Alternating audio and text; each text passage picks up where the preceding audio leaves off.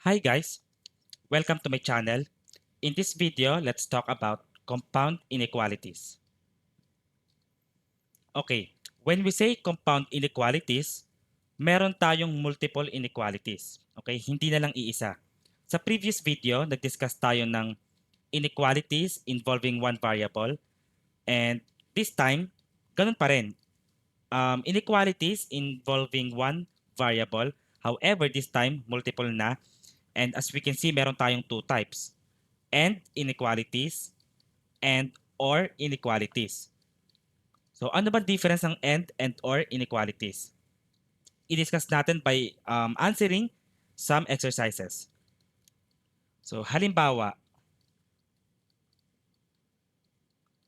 let us solve 6x minus 3 is less than 9 and and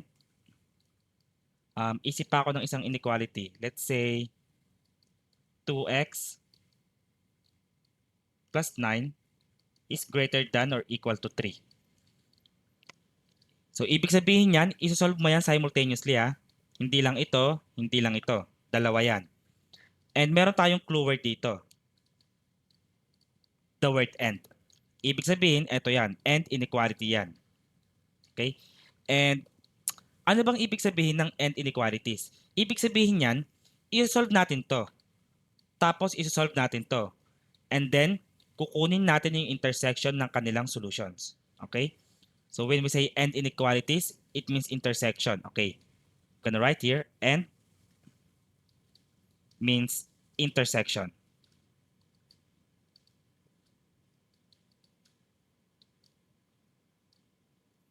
Yung or naman, mamaya didiscuss din natin to. Ang ibig sabihin niyan ay union. But for now, sa intersection tayo. Okay, first, para ma-solve yan, of course, solve natin bawat inequalities. Simula tayo kay 6x minus 3 is less than 9. Si negative 3, transpose sa kabila, yan ay magiging positive. So we have 6x is less than 9 plus 3. Tapos 9 plus 3 is equal to 12. So 6x is less than 12. And to isolate x, magdi-divide tayo. Divide both sides by 6.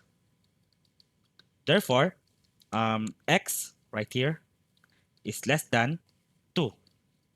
Okay? Tapos, ganun din sa may kabilang inequality. 2x plus 9 is greater than or equal to 3. Transpose si positive 9 sa kabila, magiging negative yan. So 2x is greater than or equal to 3 minus 9. And 3 minus 9 is negative 6. So 2x greater than or equal negative 6. Tapos magde-divide tayo both sides by 2. Yan. Which means x is greater than or equal to negative 3. Negative 6 divided by 2. So meron tayong dalawang solutions, ba? X less than 2 and x is greater than or equal to negative 3. Ngayon, dahil sabi natin intersection, kukunin natin yung intersection ng kanilang graphs. So ibig sabihin, kailangan natin mag-graph dito. Okay? So mag-graph tayo. Una, i-graph natin si x less than 2. So ang boundary point ay 2 and less than yan, walang equal yan. So hollow yan or butas yung boundary point natin. Tapos less than, ibig sabihin papuntang kaliwa. Okay?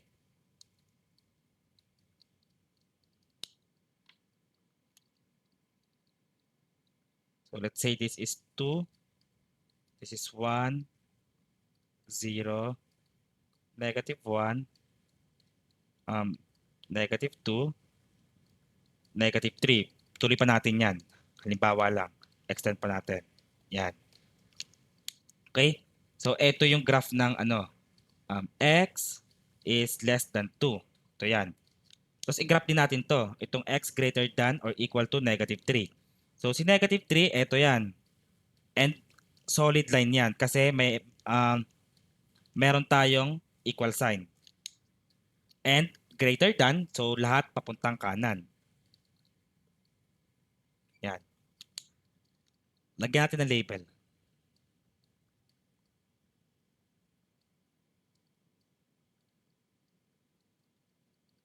So ito ay negative 3, negative 2, negative 1, 0, 1, 2, 3, so on.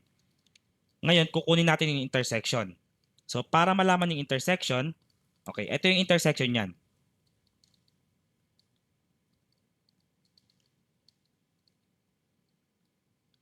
Yan. Tapos dito sa may right side, ito yung intersection. So we can say na ang intersection niyan ganito. Since hollow line to, itong red na to, lumampas na yan, hindi na included. Yung intersection lang nila, ito, yung nasa gitna na yan. So hollow dito. Tapos ito, dito naman, lumagpas naman yung red dito, yung ating inequality rito. Hindi na to included. Ito lang dapat. So yung solid. Tapos between them, yan, dahil may kulay naman yung gitna. Okay? Tapos the rest, number line na lang yan.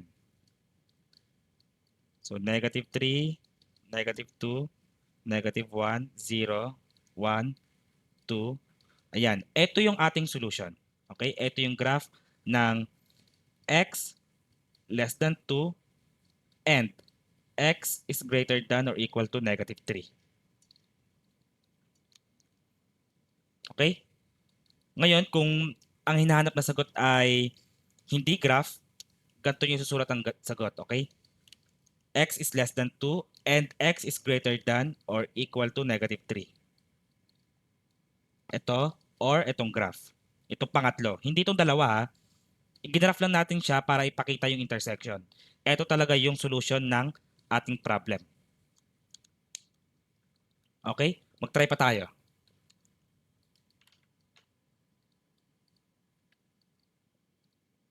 Next. Let us solve the following compound inequality. 4x minus 7 is less than 9 and let's say 5x plus 8 tapos greater than or equal to 3. Again, end inequality yan. Yung ating keyword dito ay end. So intersection again. So isa-solve natin one by one yung mga inequalities. Start tayo sa 4x minus 7 is less than 9. So itong negative 7, transpose sa kabilang side, magiging positive 7 yan. So 4x is less than 9 and then plus 7. Therefore, 4x is less than 9 plus 7 is 16. Tapos divide natin both sides by 4. Hindi ko napapakita. X is less than 4. Okay? Tapos yung kabila naman, we have 5x plus 8 is greater than or equal to 3. Si 8, positive yan. Magiging negative yan sa kabilang side pag titranspose. 5x is greater than or equal to 3 minus 8. And then 3 minus 8 is equal to negative 5. Tapos divide natin both sides by 5. X is greater than or equal to negative 1. Negative 5 divided by 5, negative 1. Okay? So, ang ating sagot dito ay x less than 4 and x is greater than or equal to negative 1. Or, okay, isa lang yan sa pwedeng way. Meron pa talaga tayong isang method para masulat yan or isang way of expressing our answer. Pwede tayong gumamit ng double inequality. So when I say double inequality, ganito. X is less than 4, sulat ko. X is less than 4. However, x is greater than or equal to negative 1. So x right here is greater than or equal to negative 1. Baka sabihin nyo, sir, ito ay less than or equal. No. Kasi ang basa natin dito ay from x. X is greater than or equal to -1. Magiging less than or equal yan kung babasahin mo from -1. -1 less than or equal x, that's true. Pero kasi kay x tayo nakabase dito. So ito ang tawag dito ay double inequality. So parehas lang yan sila. Okay? Ito or ito. Walang pinagkaiba yan. Okay? Tapos ngayon, of course, i-graph natin. Ipakita natin yung kanilang intersection. So una, i-graph natin yung x less than 4. Ang ating boundary point ay 4, tapos wala tayong equal sign. Ibig sabihin, butas yung ating boundary point. So 4 is right here. See right here. And less than. So ibig sabihin yan, papuntang kaliwa. Ulitin ko, tabingi.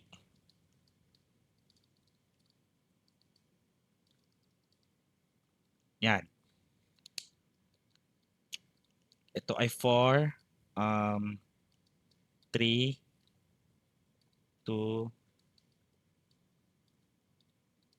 1, 0, -1. Tapos, kung papatuloy pa natin, siguro hindi na kailangan. Next, ito naman, x is greater than or equal to -1. So, ang boundary point natin ay -1 and ayun ay solid line kasi meron tayong equal. So, dito. Okay? Greater than or equal. So, papuntang kanan.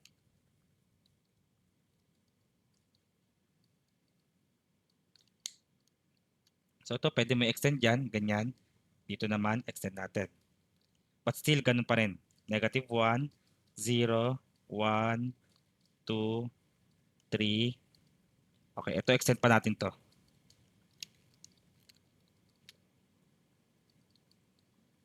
Yan. 4, 5, so on. Tapos kunin natin yung intersection or kunin natin yung intersection ng kanilang graphs. Ito yon.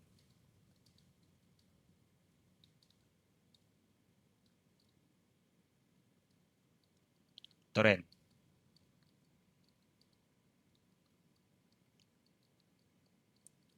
Sa may right side banda, meron tayong hollow. Tapos sa left side banda, meron tayong solid. Okay? So hollow here, solid here. Tapos connect natin. Yan. And then, the rest, number line na lang. Dito sa may positive and papuntang kaliwa. Okay? Ito ay -1, 0, 1, 2, 3, 4.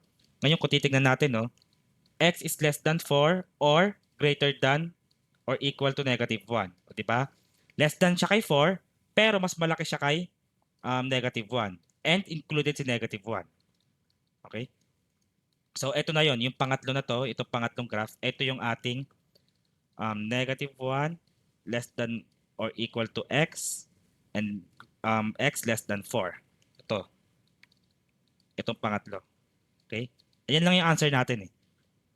Okay? Next, let us solve the following.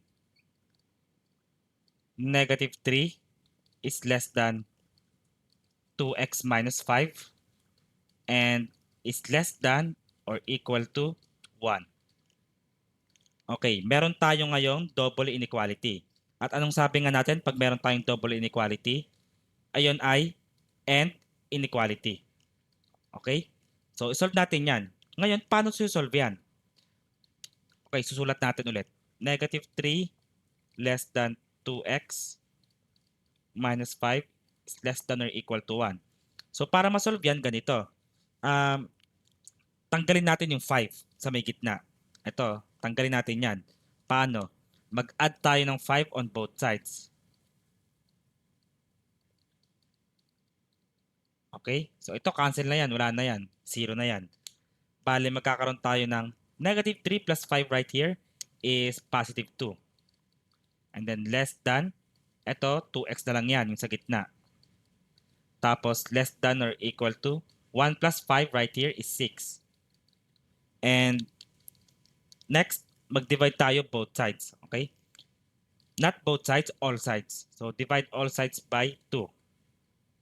Like this. Okay? Therefore, yung ating inequality or compound inequality becomes 1 is less than x and is less than or equal to 3. Tapos ayan, pwede mo i-breakdown into x is greater than 1. Ayan no, x is greater than 1 and x is less than or equal to 3. Ayan. Okay? So, x is less than or equal to 3. Ngayon, paano kung tinanong tayo? Isulat natin yung ating solution in interval notation. Okay, paano ini-express as interval notation yan? Madali lang yan. Okay, box ko muna to ha. Kasi ito na yung ating solution eh. Solution na yan. Pero let's say, kasama sa tinanong, i-express in interval notation, well, yung ating limit sa may left side, yung ating boundary sa left side ay 1, tapos wala namang equal sign. So, sabi ko na previously, kapag hindi included yung boundary point, parenthesis lang. So, 1 up to, ang sabi, less than or equal to 3.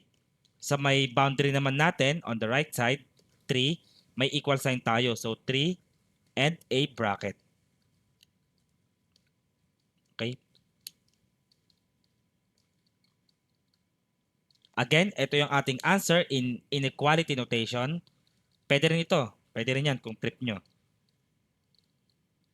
Pare-parehas lang ang ibig sabihin yan.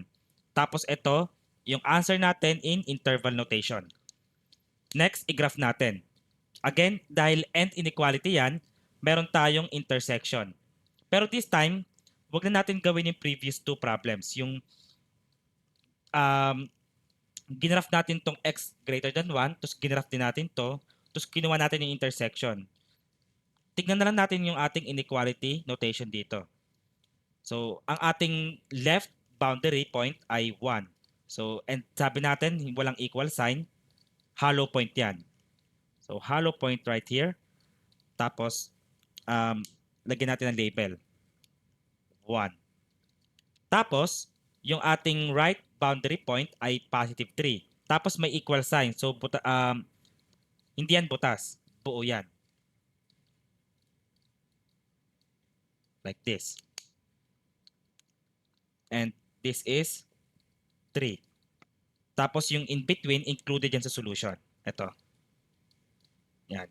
Nasa loob dyan, nandyan yung positive 2. Okay? And the rest, hindi na included sa solution. Number line na lang yan. So, ito na yon. Ito na yung graph ng ating solution. Okay? Ngayon, magpunta naman tayo sa union or what we call the OR inequalities. So, purin ko lang yung board.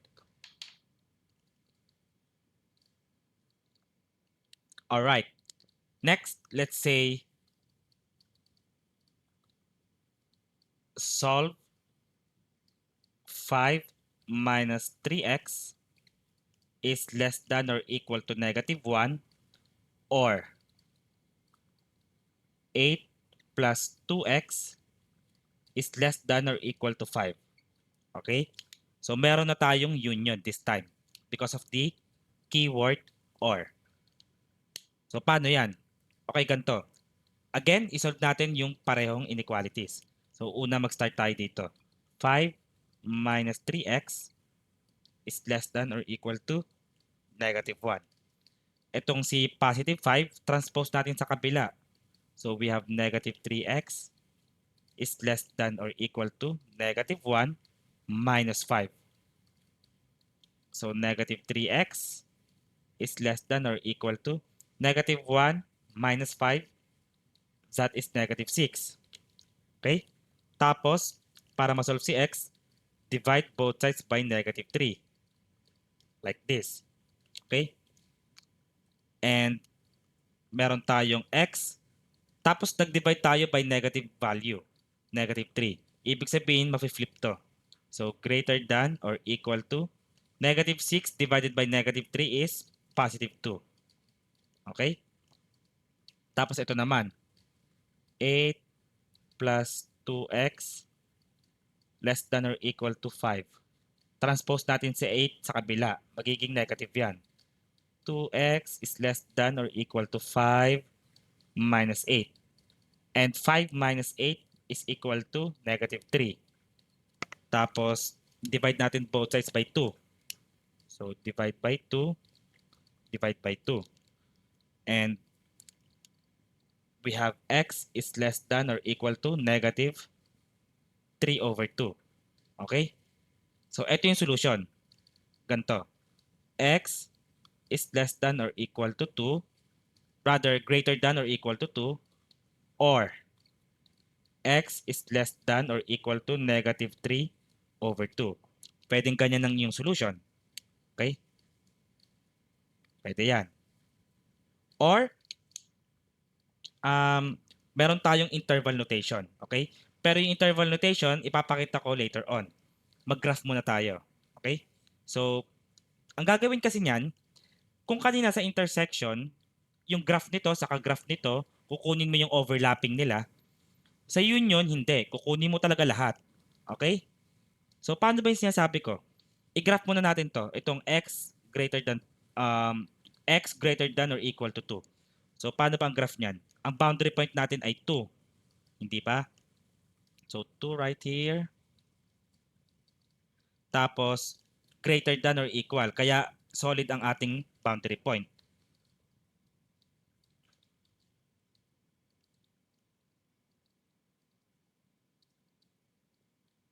Yan. Tapos, yung isa naman, x is less than or equal to negative 3 over 2. Negative 3 over 2 is negative 1.5. Okay? So, ang ating boundary point ay solid din kasi may equal din eh. So, dito yung banda. Let's say dito. Tapos, less than. So, papunta naman sa kabila. Okay? And ito yung graph nito. Ulitin ko. Ito ay graph nito.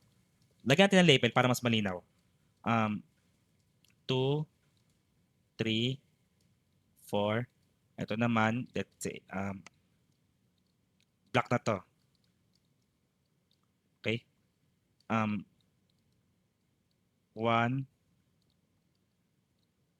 0, negative 1. Tapos ito, negative 1.5 yan. Tapos negative 2. Okay?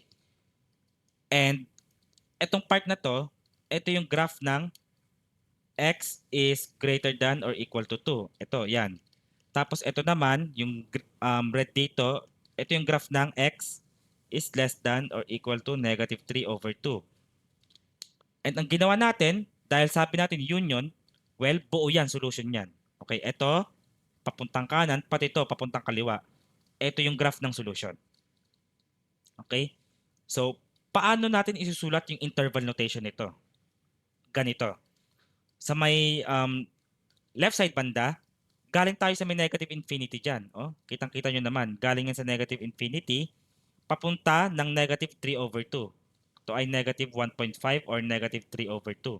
So we can say na from negative infinity up to negative 3 over 2. Tapos bracket kasi solid line. Okay? Tapos itong kabila rin, sulat din natin yung interval notation niyan. 2 bracket line tapos up to positive infinity. And dahil union, yan. Ayan yung ating interval notation. Again, ito, saka yan, parehas lang yan. Pati itong graph, pare-parehas lang yan.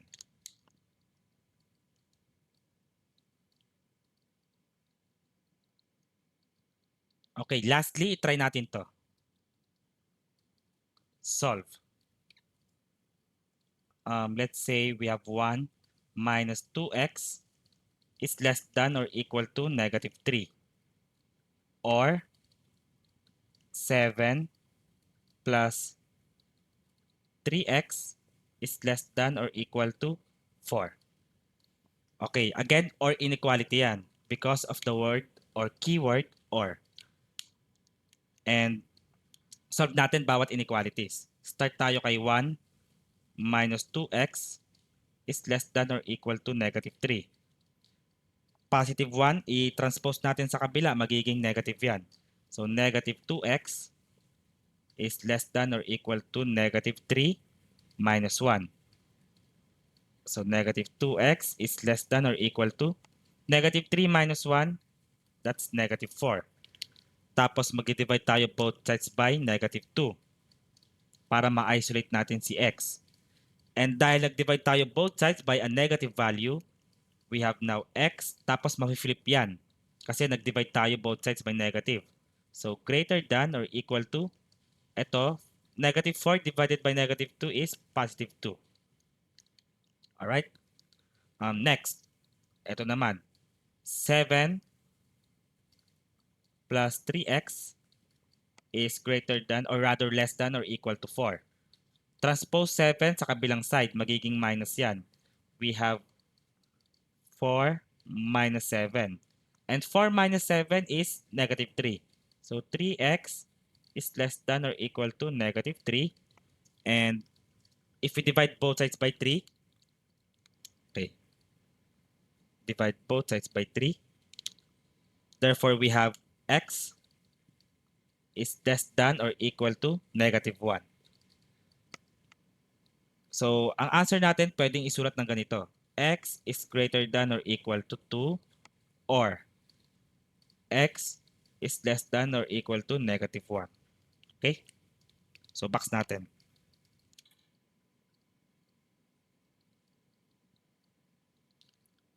Next, i-graph natin. Una ito, x is greater than or equal to 2. So, ang boundary point natin ay 2, tapos solid line yan kasi may equal. Like this one. Tapos greater than to the right. Ito ay 2. Tapos let's say this is 3, 4, and so on. Also, meron tayong isang inequality. X is less than or equal to negative 1. So, negative 1, tansay natin 2, 1, 0, negative 1. Dito. And solid line din yan. Okay? Kasi may equal sign. Tapos, x is less than. So, papunta yan ng kaliwa or left side. Okay? So, ito ay negative 1, negative 2, and so on. Tapos, yung between, wala yan, number line lang yan. So, ito ay 1, 0. Okay? So, ayan na yun. Ayan na yung ating graph.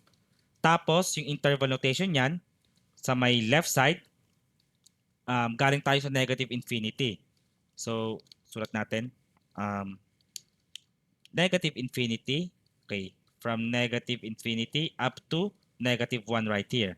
And this is a bracket kasi solid line. Tapos, union of positive 2, solid line, so bracket. Positive 2 up to positive infinity. And ayan na yun. Ito na yung ating solution in interval notation.